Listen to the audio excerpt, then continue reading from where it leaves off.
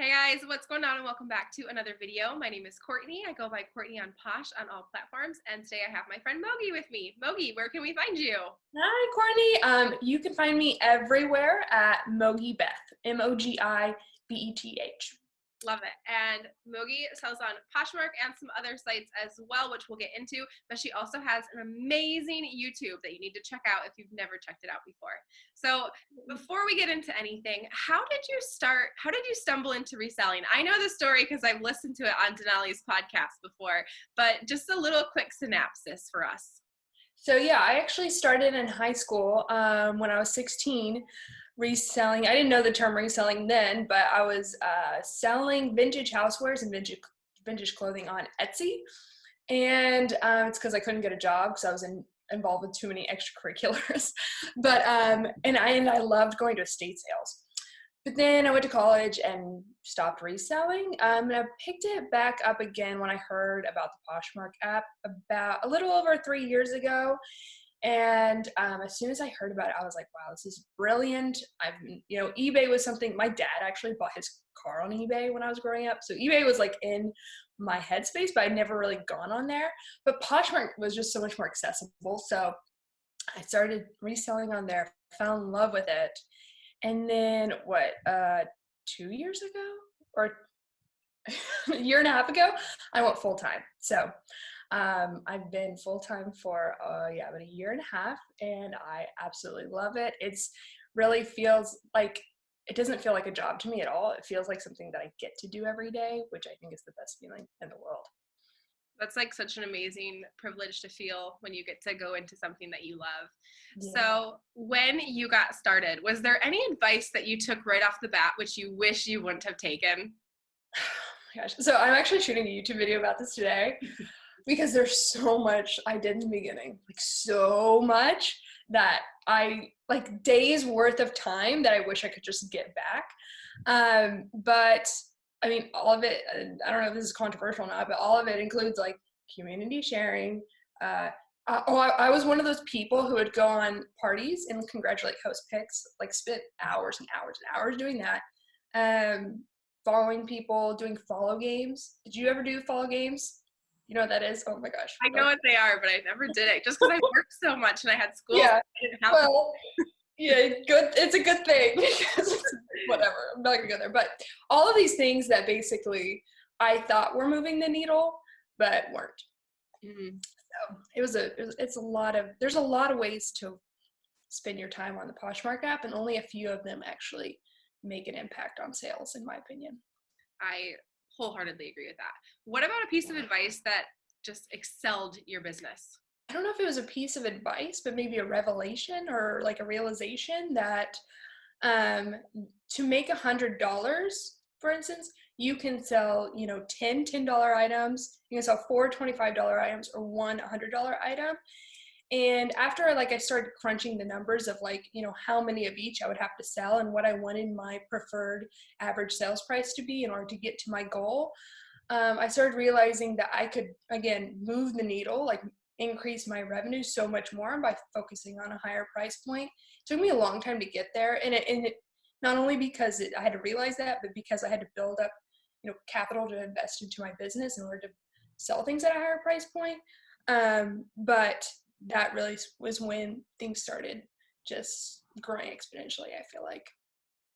So that's a hurdle that I feel like every reseller has to go over at some point. With that, how long are you going to, because those items take a little bit of a longer time to move. How long do you wait on items before you kind of throw in throw in the white flag? Yeah.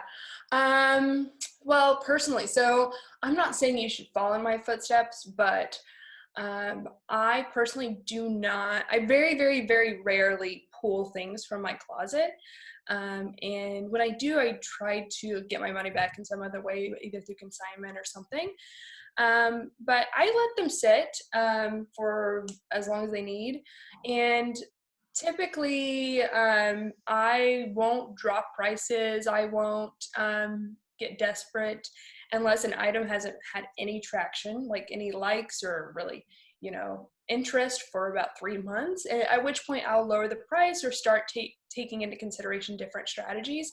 But yeah, the average amount of time it takes for an item to sell in my closet is longer than it used to be when I was selling, $10 to $25 items. But I'm okay. I have the luxury of being patient because I've just built up my business over time, and I can invest money into something that might take 3 months to sell. But because I have so many of those things and it continues to kind of recycle or, whatever, I'm okay. I constantly have like a good cash flow situation. So it does take time. And it takes, if you want to grow, a pretty sizable amount of reinvestment, if that makes sense. Yeah, and I assume that you're probably also having to do a lot of research before you go out and make those bigger purchases. How do you go about doing your research? In the beginning, I think it's actually good to not spend a ton of money on these items just because you haven't put in the amount of necessary like time and experience to really figure out what sells at a higher price point from trial and error. I think trial and error is probably the best way to learn what sells at a higher price point. So I'm curious, with all of us in self-isolation, has that time given you any time to reflect on your current business model? And have you found anything with that you're like, oh, I probably should change this? Has it given you insights? Yeah, so much. And I think this is an incredibly stressful and difficult time for so many people for so many reasons. And so I don't want to like sugarcoat it, but I'm trying my best to I'm very oriented towards self-development, self-growth. And so I'm trying to view this time as an opportunity for growth. And so I'm looking at the different challenges I'm being thrown as, okay, what does this mean about my business long-term? And one of the things that I'm realizing is that the question that keeps hanging over my head is like, what do I myself need to do in my business that other people can't? And there's not a lot actually. I'm learning that YouTube is one because I have a YouTube channel and my face needs to be on it. And sourcing, I think, is like actual acquired skill I've gained and honed over time. But the other stuff I can really train. And so what I'm doing is during this time, really figuring out systems that I could eventually hand off to another person, creating a training manual, learning about like what it is that I'm looking for.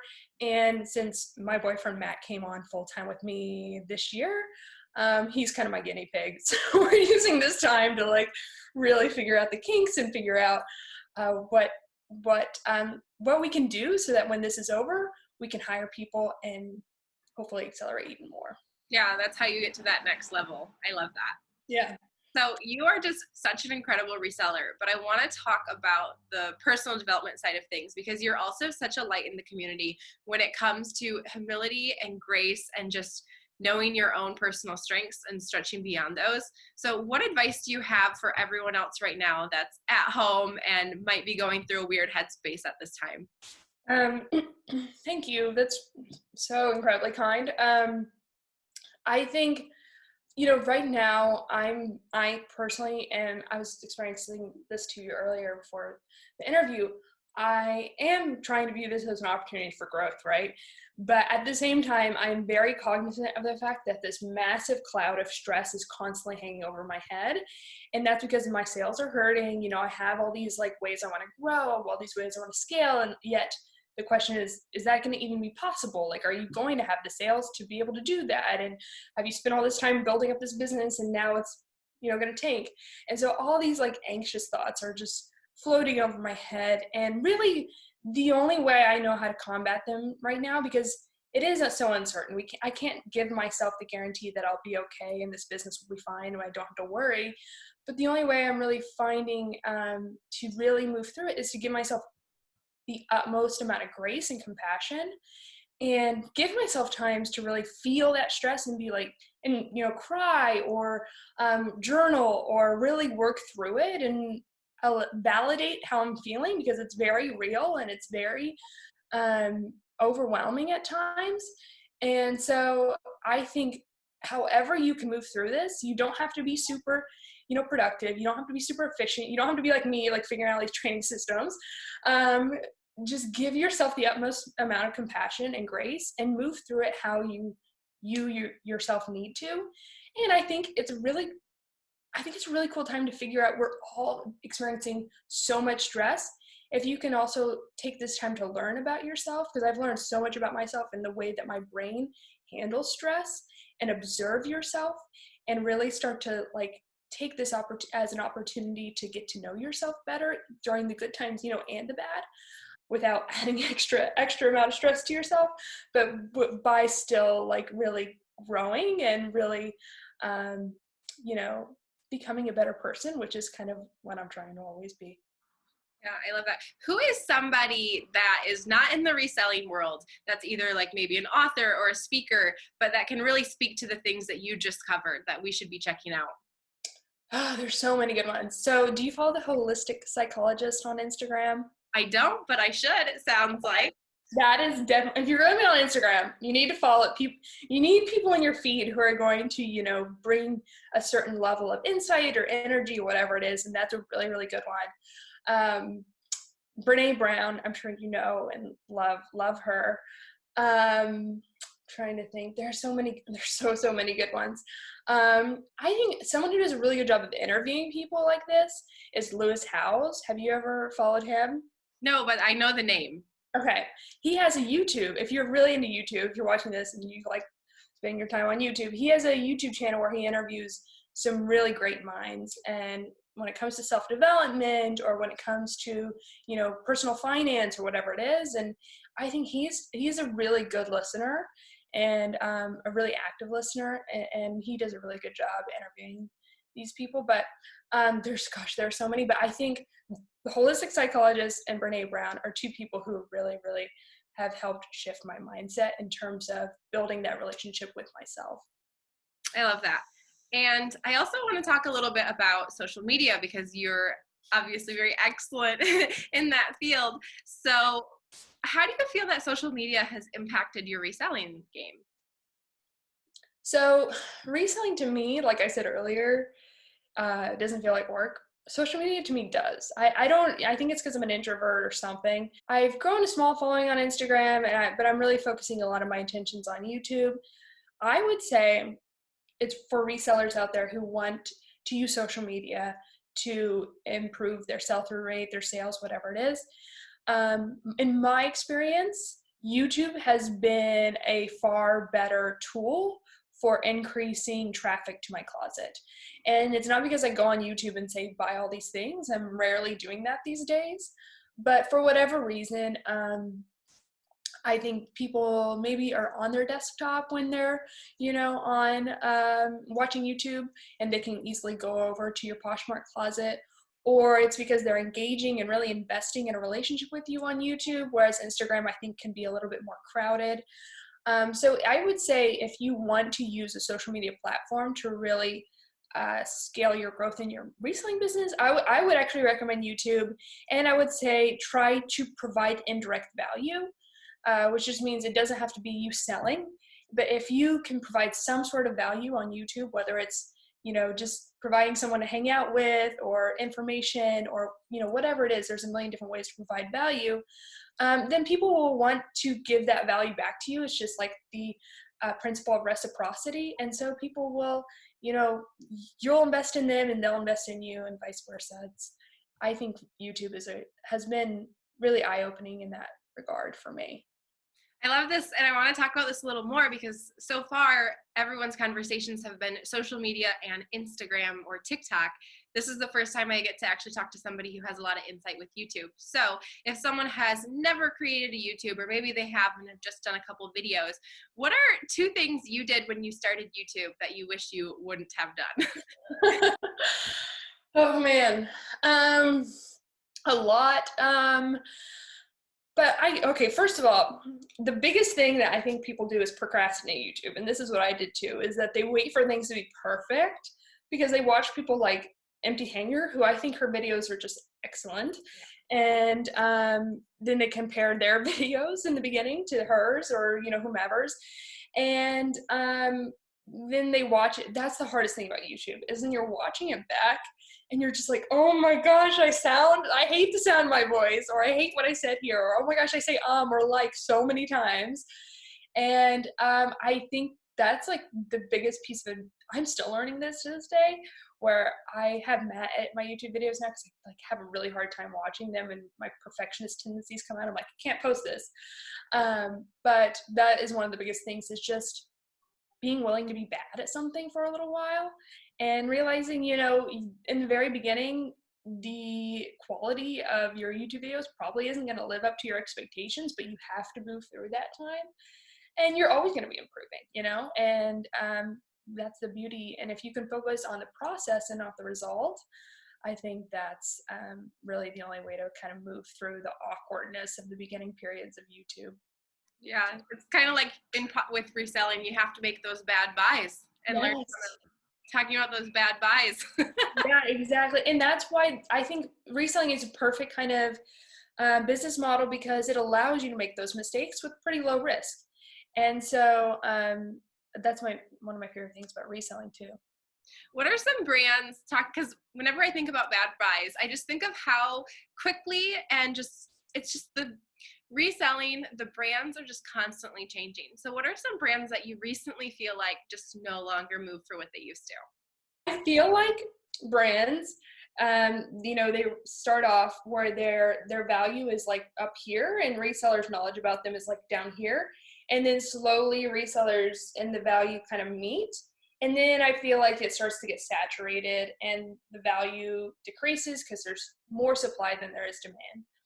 And then I feel like there's a period at which, okay, resellers are like, okay, this brand no longer is valuable, so they stop picking it up, but the value remains the same. And so suddenly there's less supply and the demand is the same, and so it's actually more valuable. That's kind of how I feel about, and sorry, that's a long way to say, that's how I feel about Anthropologie, Madewell, and Free People. Those three brands are brands that I sold a lot in the beginning. They were like my favorite brands to sell. And then I went through a period where I was like, these brands are horrible. No one buys them anymore. And then now I'm starting to feel like, okay, actually, I feel like there's a pretty consistent demand here if you know what to pick up.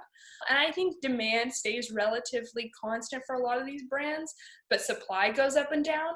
And so you have to kind of pay more attention to, okay, what are the brands that a lot of resellers aren't paying attention to? And what are the brands that way too many resellers are like flocking towards, and maybe kind of backpedal your sourcing of those brands a little bit, at least for the short term.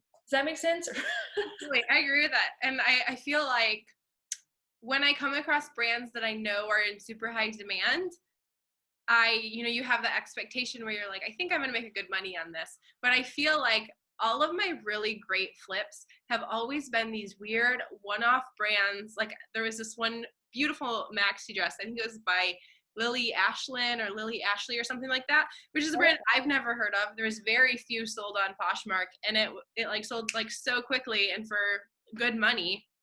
And it's always been that way for me, where it's like these crazy brands that like nobody knows about are the ones that just do so well. Yes, exactly. And it's because there's not a lot of data on them that it does take that leap of faith. And I feel like once you have gained experience, you can start to just follow your intuition a little bit.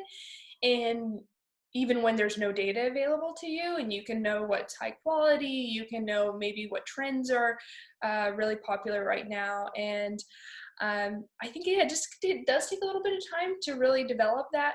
But I 100% agree with you. And those are the brands that I'm researching constantly these days. And really, I'm willing to pay up for, because I have a strong inkling that there's higher demand than there is supply.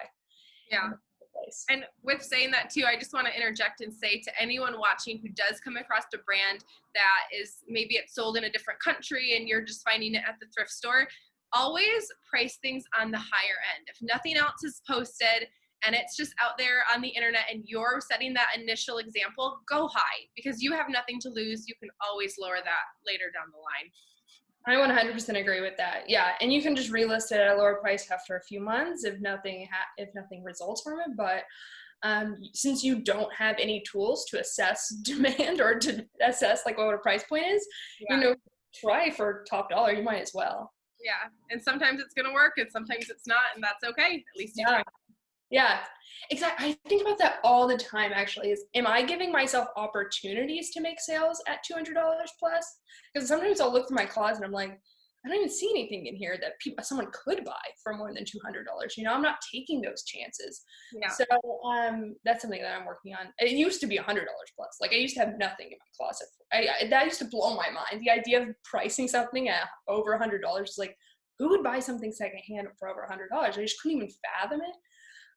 And slowly I had to just change my mindset. That was really the only thing that changed, other than my experience, was just like changing my mindset to understanding that there are people out there that will have money to spend, that have disposable income, that, you know, hardworking women out there who have money to spend on clothes, that I can be the person to provide that for them. So yeah, I totally agree. What would your dream brand be? Talking about high-end brands. I think the brand that I am so in love with is Ula Johnson. And I hope I'm pronouncing her name right, but her designs are just impeccable. Yeah, I agree. I really love anything that's like that peasant-y vibe. That's just my personal, what I love. So it speaks to me. I like the contrast of like, you know, the peasant look with like this intricate beading and detail and like and luxurious fabrics. And it's like, these two things shouldn't go together, but they're like blend together to create this beautiful creation. I just love when people pull from two different worlds and then combine them, and it makes a beautiful masterpiece. I wholeheartedly agree. Who are some people that we should be following? Okay, so I followed so many people for so long that I absolutely love, but 3 that I really love. Well, my first one has to be Emily. She's like my best friend in the community. Emily H. Munn. She has a great YouTube channel and everything. I have to mention her, but 2 others. One is Regen Trends, RE_Gen_Trends. And she is one person in the community who really pushes me to grow just by the amount of work she's doing and the amount and how much she's been able to scale her business. And she's just really, her numbers inspire me a lot. But I feel like she provides a lot of value, but she really should have more followers in my opinion. And then the last one is Ashley Wheeler of 8, who's a fellow Oregonian, and she is full-time, but she has 8 kids, and so her discipline and work ethic is just mind-blowing, and she's also just like one of the kindest souls you'll ever meet. So yeah. I love that. I know 2 of them really well, but I don't know Ashley as well, so I'm really excited to. Oh, okay, yeah, you'll love her. And for those who don't follow them, I'm going to link them down below so you can find them quickly and easily in one click. Well, Mogi, thank you so much for coming on today. Is there any last things you want to say before we go? You know, I just hope everyone can really find, you know, time to have compassion and love and kindness for yourself today, and, you know, give yourself a pat on the back for whatever it is you're going through right now, because you're going through it for a reason. And I think, you know, we're all going to come out of this, hopefully more involved, and hopefully with some life lessons that we had to go through in order to, you know, become better people. So hopefully that's hopefully the silver lining of all this situation. But I'm just sending everyone my love, sending everyone, you know, my positive energy, my hope, like my prayers. And thank you so much, Courtney, for having me on. I really appreciate it. Of course. Thank you so much and have a great day. Bye.